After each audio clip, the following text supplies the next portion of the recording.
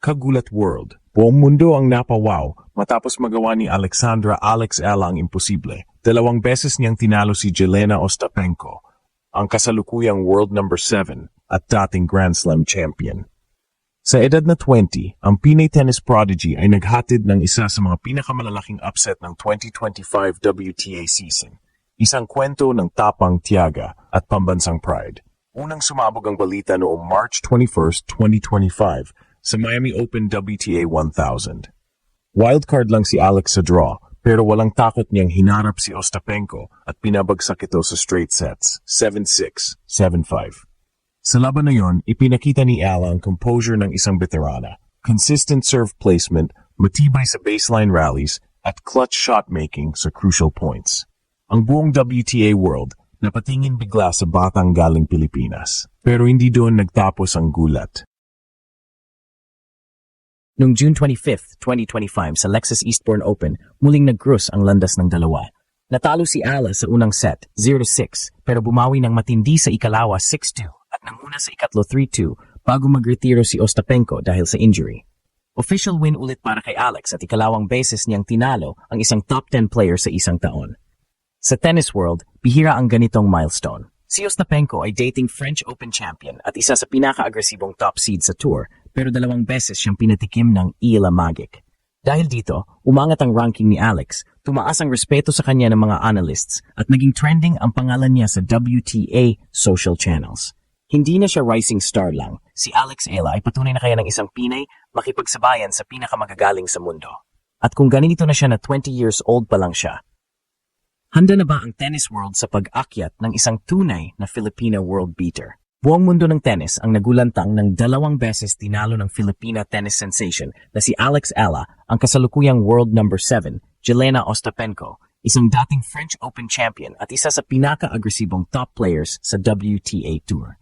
Sa edad na 20, pinatunayan ni Alex na hindi na siya simpleng rising star, kundi isang bagong puwersang kayang bumangga sa mga elite ng mundo. Ang unang gulat ay nangyari noong March 21 sa Miami Open WTA 1000. Bilang wildcard entry, walang masyadong expectations kay Ella. Pero sa gitna ng init at pressure ng center court, ipinakita niya ang puso ng isang tunay na Pinay. Sa loob ng halos 2 oras, nagpakita si Alex ng maturity na bihirang makita sa kanyang edad, precise serves, matatag na baseline defense at fearless counterpunching. Tinalo niya si Ostapenko sa straight sets, 7-6, 7-5, sa isa sa mga pinakamalaking upsets ng taon. Sa post-match interviews, maging ang mga international commentators ay namangha. Sinabi ni WTA analyst Pam Shriver na, Ela's poise and discipline remind me of early-era top 10 players. She has championship instincts. Para sa Pilipinas, ito ay hindi lang panalo, kundi simbolo ng pag-angat ng isang bagong henerasyon ng atleta na hindi natatakot sa mga malalaking pangalan.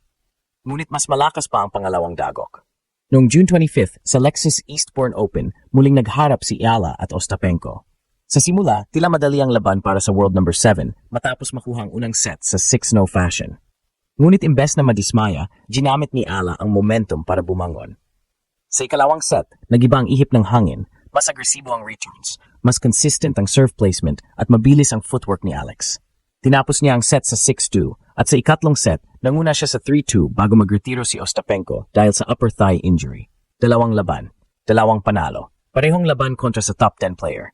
At parehong pagkakataon, ipinakita ni Alex Ella ang maturity, composure, at killer instinct ng isang future world-class champion. Sa social media, umusbong ang hashtag Ella Effect matapos ang laban. Pinuri siya ng mga tennis fans mula sa Europe, US, at Asia bilang the youngest Asian player to defeat a top 10 opponent twice in one season.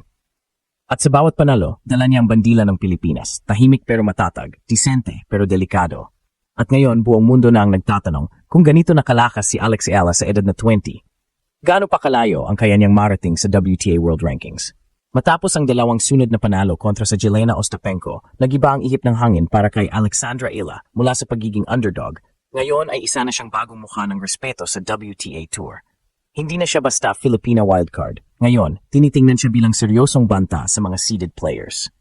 Ayon sa ulat ng WTA Insider, ang Miami at Eastbourne wins ni Ella ay nagbigay sa kanya ng pinakamataas na career momentum simula nang manalo siya sa 2022 US Open Juniors. Pero ang mas kahanga-hanga, ito ang unang pagkataon sa kasaysayan na isang Pinay ang 2 beses tinalo ang isang top 10 player sa loob ng isang taon.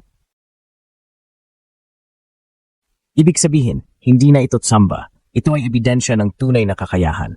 Statistically speaking, lumalakas talaga ang laro ni Alex. Ayon sa WTA data, tumaas ng 17% ang kanyang first serve win rate mula 2024 hanggang mid-2025.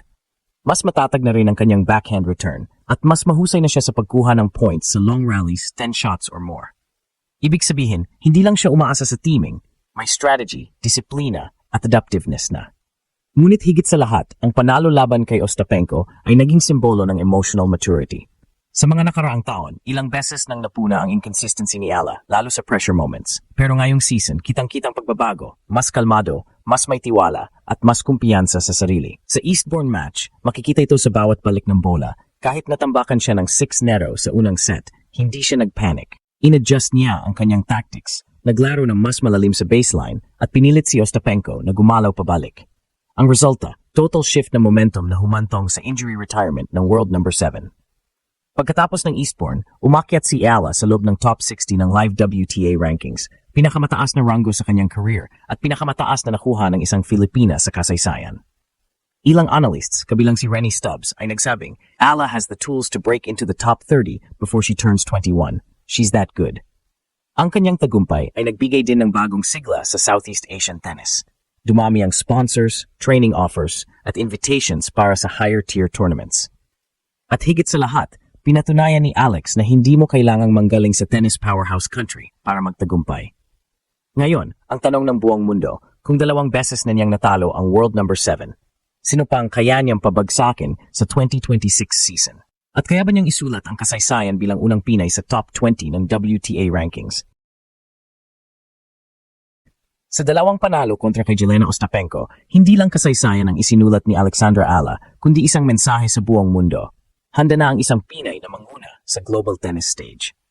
Sa edad na 20, hawak ni Alex ang kombinasyon ng youth, grit at strategic maturity.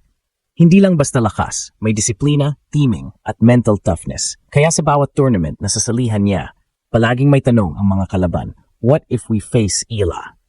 Maging ang WTA mismo ay naglabas ng feature na tinawag siyang the Southeast Asian Storm, simbolo ng bagong wave ng talent mula sa rehiyon. At sa bawat laban, dala ni Alex ang bandila ng Pilipinas sa puso man ng Europe o sa matinding init ng US Tour. Sa ngayon, patuloy ang kanyang pagsasanay sa Spain habang nakapila ng mga susunod na major tournaments tulad ng Australian Open 2026 at Indian Wells. At kung may natutunan ng tennis world mula sa 2 gulat na yon, ito ay simple lang, huwag kailanman maliitin ang puso ng isang Pinay. Dahil kay Alex Ala, nagsisimula pa lang ang tunay na kwento ng Filipina dominance sa world tennis.